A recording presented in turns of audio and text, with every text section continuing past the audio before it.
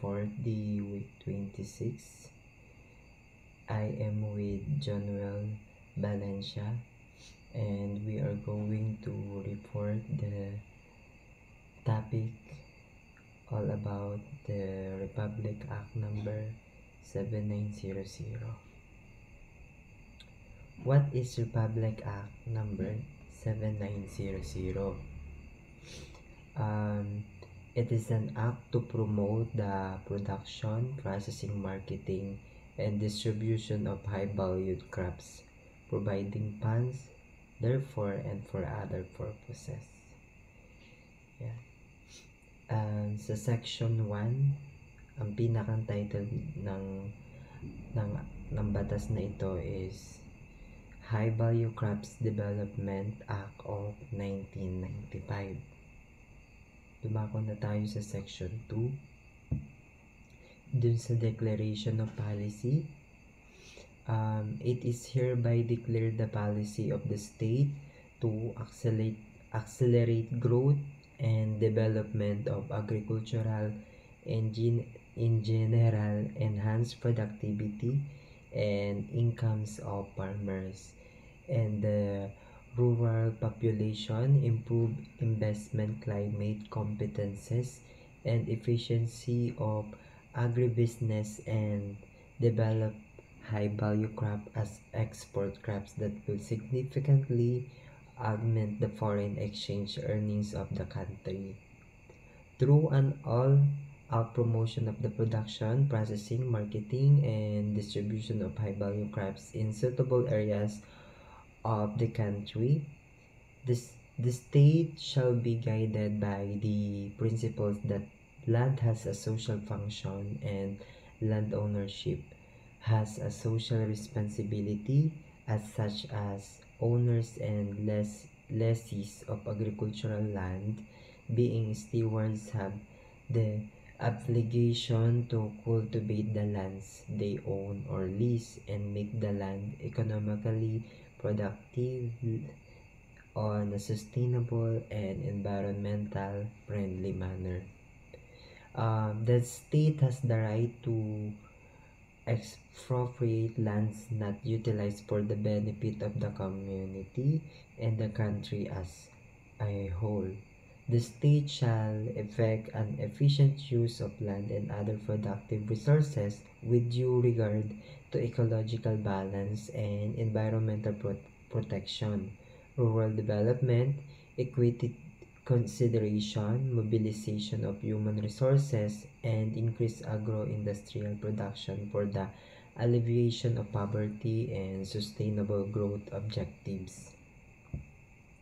For the section 3, the scope of application, this act shall cover upland dwellers as well as lowland tenants, indigenous and cultural communities, Comprehensive Agrarian Reform Program or CARP beneficiaries, upland farm owners and farmers organization, association, cooperatives, community association, and farm workers, and to the extent herein provided, the departments, offices, agencies, subdivisions, branches, or instrumentalities in the areas identified by the Department of Agricultural as the key commercial crop production areas. And for the section 4, definition of terms, yan. Yun nga, meron tayong non-traditional crops, which is referred to crops other than rice, corn, coconut, and sugar. And pag naman sinabi nating high value crops, ito naman yung these are crops other than traditional crops, which is include but are not limited to, like yung coffee and cacao, fruit crops, yung mga citrus, cashew, guyabano, papaya, mango, pineapple, strawberry, jackfruit, rambutan, durian, mangosteen, guava, lanzones, and watermelon. Then, meron din tayong tinatawag na root crops. Ito naman yung potato and ube. Yung vegetable crops naman is yung mga asparagus, broccoli, cabbage, celery, carrots, cauliflower, radish, tomato, bell pepper, and patola. Then, sa legumes naman, yung fall sitaw, snap beans and garden pea, spices and condiments din meron. Yung black pepper, garlic, ginger, and onion. Yung mga cut flower and mga ornamental foliage plants such as chrysanthemum, gladiolus, anthuriums, orchids, and stocks. Yun. Yung mga nabebenta. Kaya sinama din yung mga ornamental. And for the section 5, ay meron pa pala. Yung kadugtong ng section 4, yung idle and abandoned land refers to any agricultural land not cultivated, titled or developed to produce any crop, nor devoted to any specific economic purpose continuously for a period of 3 years immediately prior to the receipt of notice of acquisition by the government as provided under the CARP. Then yung alienable and disposable lands, ito naman ay pumapatungkol dun sa mga lands ng public domain which have been the subject of the present system of classification and declared as not needed for forest purposes. Yan. Then yung mga forest land naman, ito naman yan ay pumapatungkol naman ito dun sa public domain din which have not been declared as alienable or disposable public forests, permanent forests or forest reserves, forest reservation, timberlands, grazing lands, game refuge, and bird sanctuaries. And for the section 5, site identification, yan.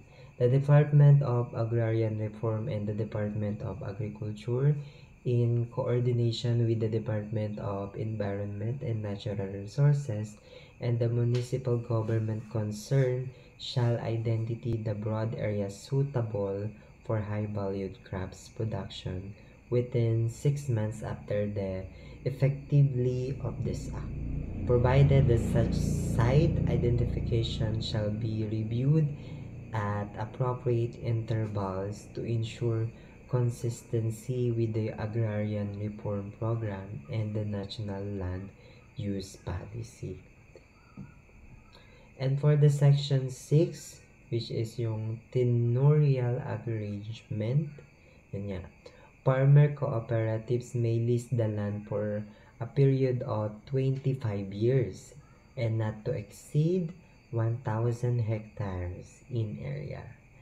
Then for the section 7, farm model, yun nga, for the program, the farmers may adopt the cooperative system in putting up economically sized farms for high-value crop farming.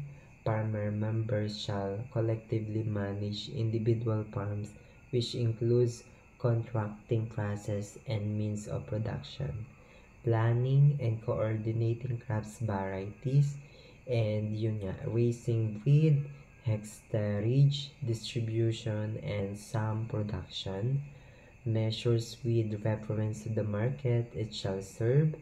Said farm models may be replicated by farmers' organization all over the country. And the next reporter is Januel Valencia. Ire-report niya po yung mga kasunod na section. Section 8 siya hanggang sa section 14. Yun lamang po at maraming salamat. Good day, everyone. My name is Januel D. Valencia, and today I will continue the discussion in RA 7900, or the High Value Crops Development Act of 1995. Now we will tackle the Section 8, which is the High Value Crops Development Fund, or the HVCDF. Itong High Value Crops Development Fund ay purpose nito na mag-provide ng funding requirements sa para sa production, marketing, and processing ng mga high-value crops, and the establishment of low credit to qualified project proponents.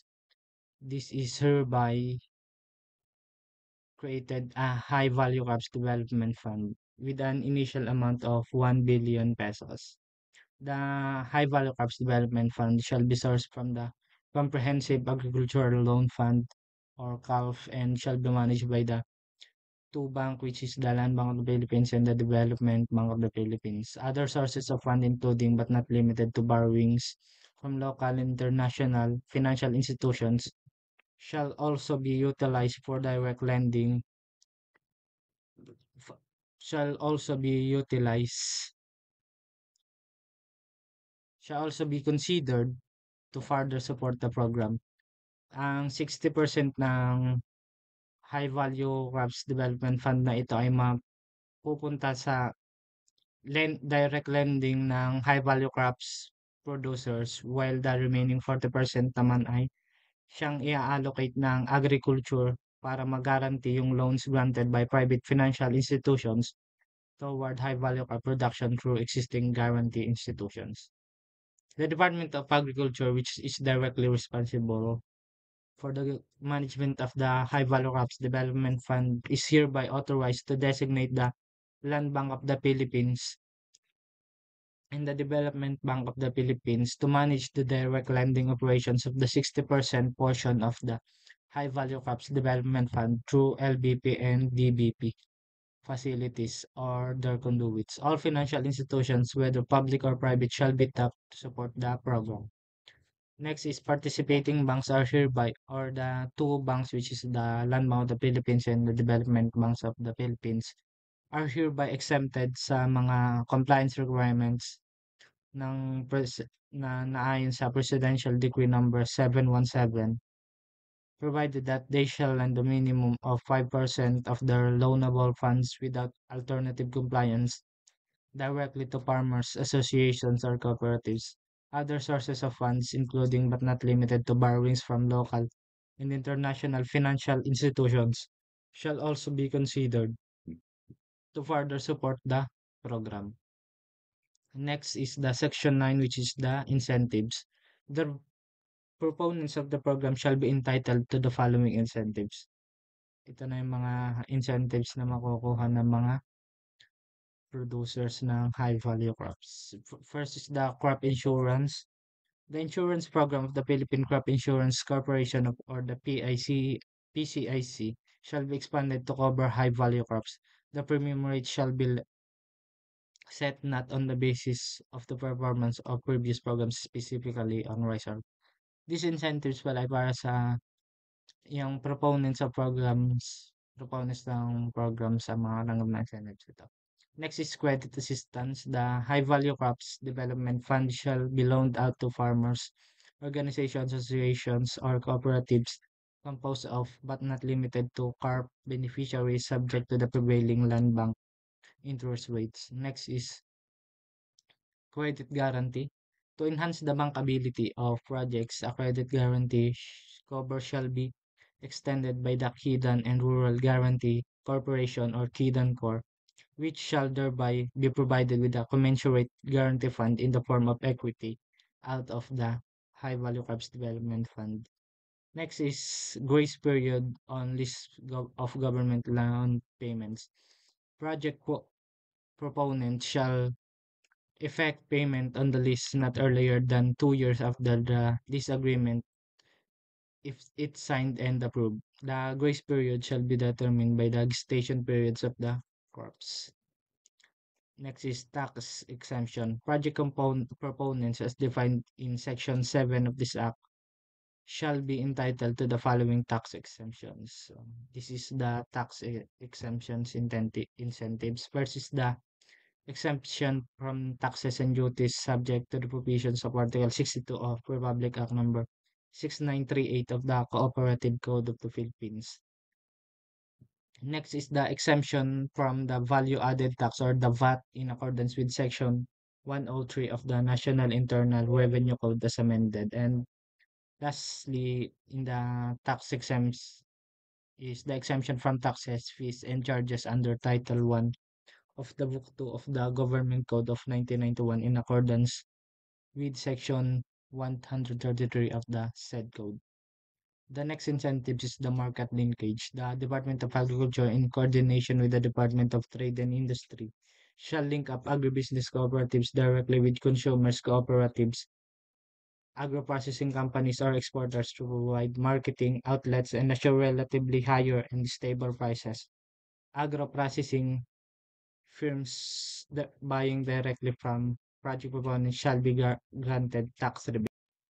To ensure health and proper trading, the Agribusiness Development Group of the Department of Agriculture shall establish and enforce standards in grading, sampling, and inspection tests and analysis specifications, nomenclature, unit of measurements, code of practice, and packaging, preservation, conservation, and transportation of high-value crops.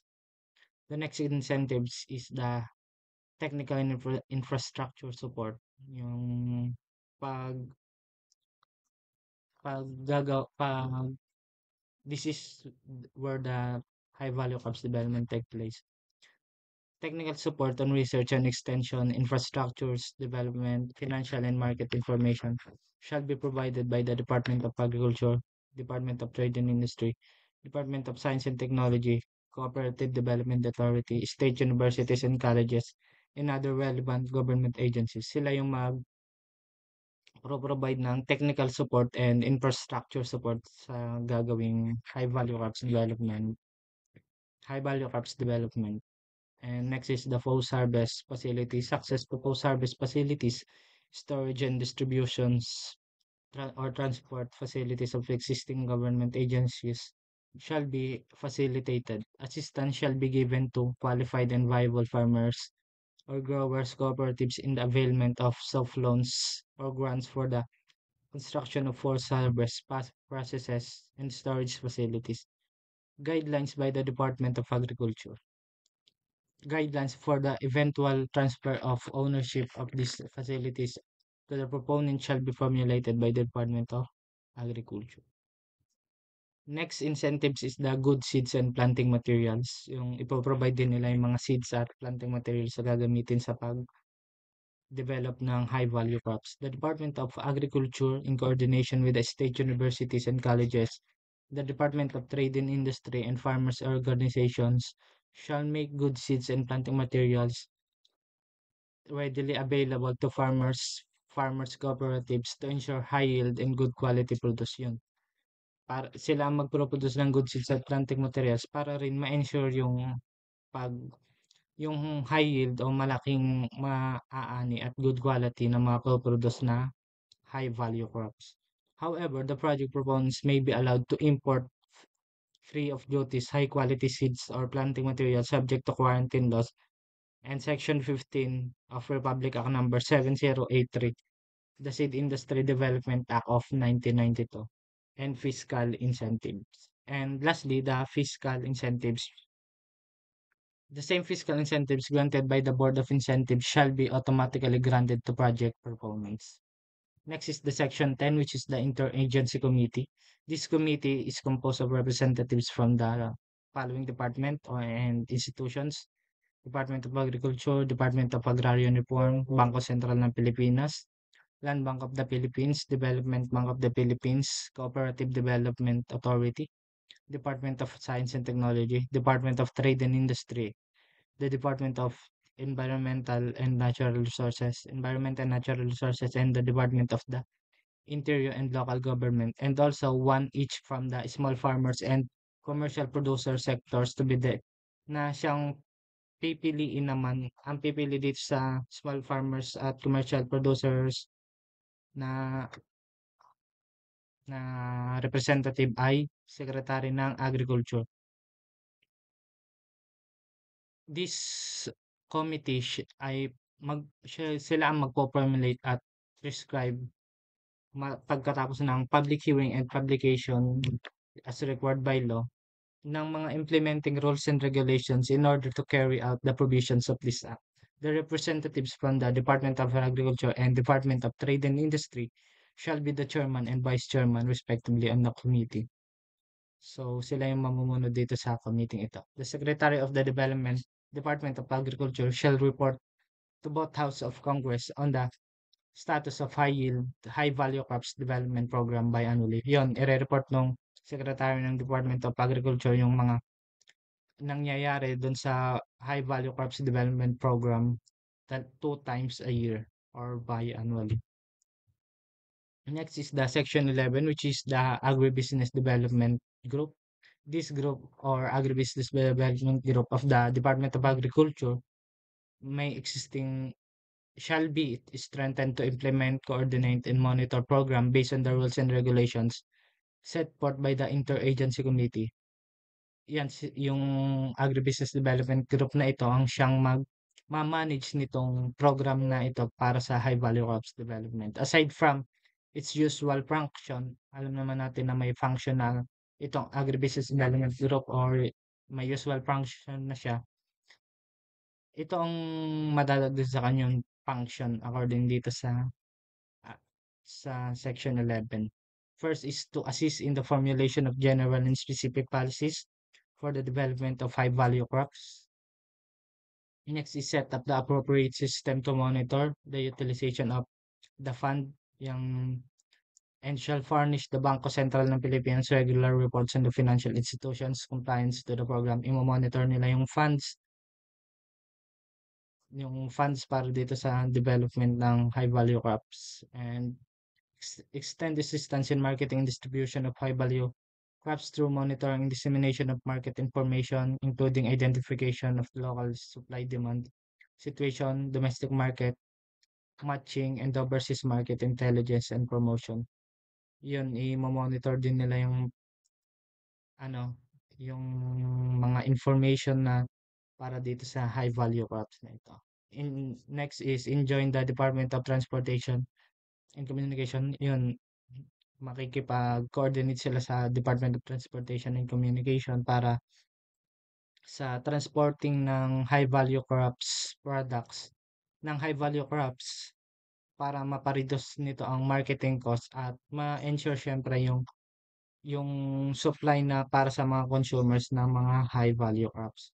Next is encourage the establishment of wholesale markets in identified major centers of the country, provided that agricultural produce collection centers may also be established in areas where feasible, which may also serve as buying stations of farm products, packaging houses, pick-up points, and meeting places of farmer growers or cooperatives. Yun, mag-establish din sila ng buying station para sa mga products or sa mga high value crops products and some things regarding this high value crops then. 6. Establish linkages with various government and private research institutions for the conduct of studies and researches designed to promote the production, marketing, and processing of high value crops. Yun, mag-establish din sila ng mga connection sa mga various government agencies, government and private research institution para mas makapagkuha silang information about sa production, marketing, processing ng mga high value crops. And next is conduct farmers training programs. Yun, magkakandak sila ng mga training programs para mas mapalago pa ang mga knowledge ng mga farmers or producers lalo na sa mga production technologies and market potentials and prospect for various high value crops. Sa pamamagitan ito ng DA Training Institute, the DTI or the LGU's technicians are by contracting agriculturists and marketing specialists from private or academic institutions. Next is establish an experimental stations and seed farms for the development of varieties suitable for the agroclimatic conditions of the area and market that will provide greatest value added to the high value crops. Yun, mag-establish din sila ng mga station ng mga seed at seed farms para sa mga pagde-develop ng mga high value crops varieties. Next is, and last in the function na magiging bagong madadagdag sa function ng Agribusiness Development Group ay devise and maintain a system for regularly obtaining information on current and future production, their prices and movement in trade to determine and effect a balanced distribution of high value crops by means of inter-trading among the established wholesale markets. Yan, regarding naman ito sa pagmamarket ng mga high value crops. Next, repealing clause. All laws or parts thereof, decrees, orders, rules, and regulations inconsistent with a provision of this act are hereby repeated or modified accordingly, provided, however, that nothing in this act shall be construed or applied as amending the CARL and other laws on agrarian reform. Next is the Section 13 or the separability clause. If any of the provisions of this act is declared invalid, the other provisions not affected thereby shall remain in full force and effect. Next is, and last, the effectivity clause. This act shall take effect immediately following its publication in a newspaper of general circulation or in the official gazette, whichever comes first. In conclusion, this act or the RA 7900 or the Republic Act or the High Value High Value Crops Development Act of 1995 ay isa siyang magandang step para mas mapalagaw natin ang ating agricultural sector at mailaban natin at makapag-compete ito hindi lang locally but globally. This will help us improve our agriculture sector, will help the farmers, and will help the Philippines to reach the success because Philippines one of the foundation of the Philippines is the agriculture. So it will be a real help for the Philippines to be a success.